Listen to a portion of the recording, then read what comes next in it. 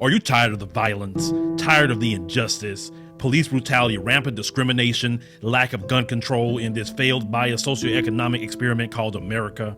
Or maybe you need a break from the relentless grind and want to regain control of your destiny, your wealth, your health, and your purpose. DiversifiedGame.com has the right course for you. Prepare for my first trip to Africa. Looking to reconnect with your roots, start a new business, or just a fresh start. Africa, aka the motherland, is waiting. Don't let the Chinese and the Mzungus have the fun and also take over the motherland.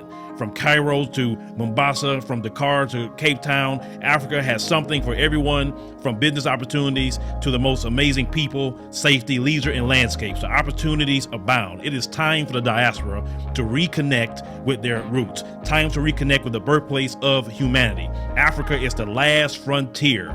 Get your head in the game and reclaim your legacy. The writing is on the wall.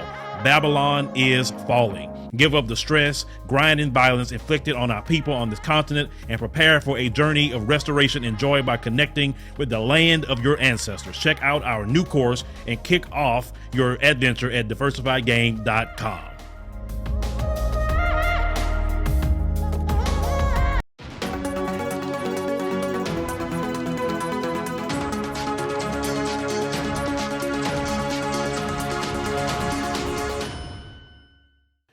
So you have a white supremacist by the name of James Brown. Now, he's 41 years old, and he is from Marion, Virginia. Well, on Friday, August the 20th, he was sentenced to 18 months in federal prison after he brought a burning cross into a black family's yard last year. Now, he pled guilty in April to criminal interference with federally protected housing rights based upon the victim's race.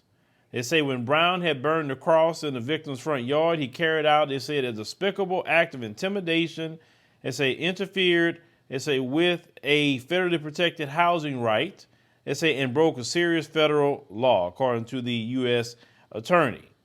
They said that in the early morning hours of June 14th, 2020, they say a black family found a cross burning in their front yard. Now, they tell you that, oh, you don't see the cross burning no more. The KKK, is not really out there like they used to be. Please, these white supremacists, they are around day in and day out. So never put your guard down.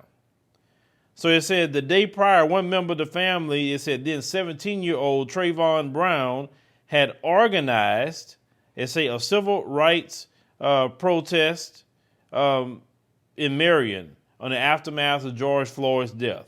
And said the mom, Bridget Thomas, feared that their house is on fire. Said neighbors had told investigators that they had seen a white, skinny man walking away from the fire.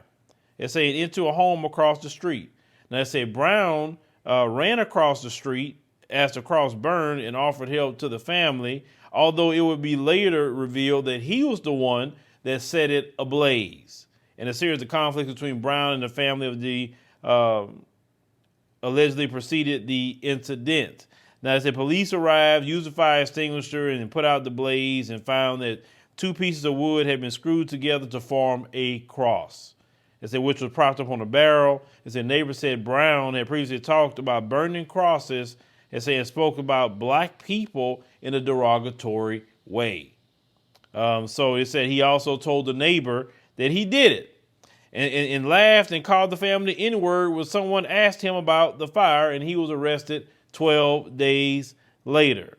Okay, now they said he was also previously indicted on a grand jury on charges of making false statements, interfering with housing rights, using fire in violation of federal law, as said unlawfully possessing guns. He faced a maximum at the time for 10 years in prison. This case right here, I told you that the white supremacists have an immunity of law. Yes, he's going to jail for 18 months. Okay. But all those, things that the grand jury said, he should have got to 10 years.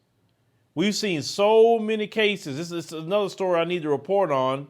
There's a video that went viral a while back because I really want you guys to hear the aftermath. Because yes, you see them arrested.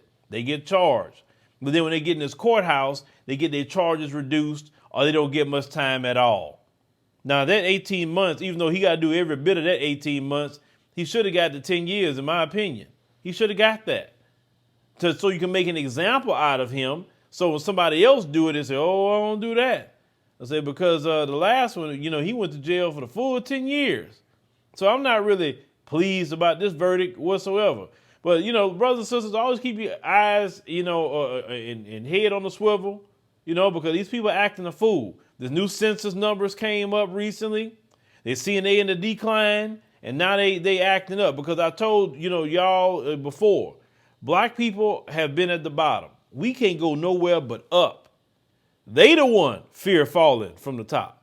And they got a hard fall coming, a hard fall, all hard fall. And they know that fall is inevitable. They know.